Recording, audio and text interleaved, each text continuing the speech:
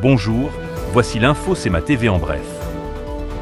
La bataille électorale est officiellement lancée dans la circonscription de Côte-du-Sud Rivière-du-Loup-Katascomique-Témiscouata. Le député sortant Bernard Généreux, candidat conservateur, brigue un 6e mandat avec l'appui de son chef Pierre Poilièvre. Il promet une campagne dynamique et un engagement renouvelé envers les citoyens, notamment ceux du Témiscouata, désormais inclus dans la circonscription. Face à lui, la bloquiste Diane Sénécal se présente avec une expérience en développement régional et une volonté de défendre l'économie locale contre les politiques protectionnistes.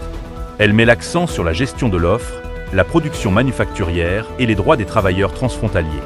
Souverainiste engagée, elle veut faire entendre la voix du Québec à Ottawa. Pour l'instant, aucun autre parti politique n'a fait d'annonce quant à un éventuel candidat.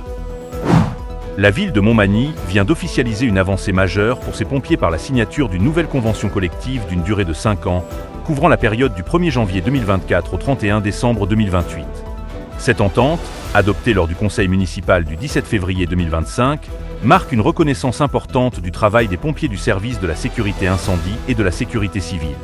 L'un des enjeux centraux de cette négociation portait sur la rémunération.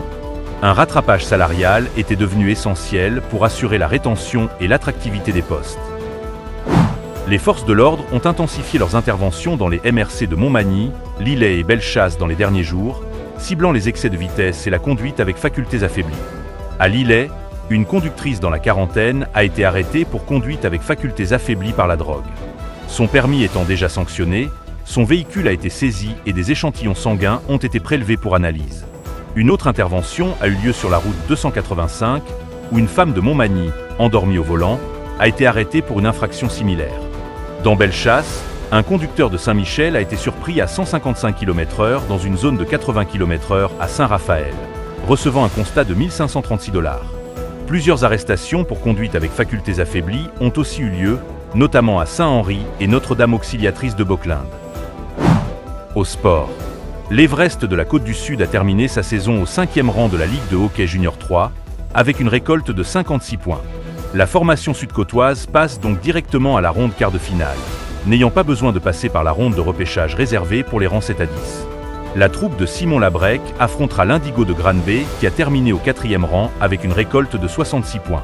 Cette série commencera à Granby le samedi 15 mars à 19h30.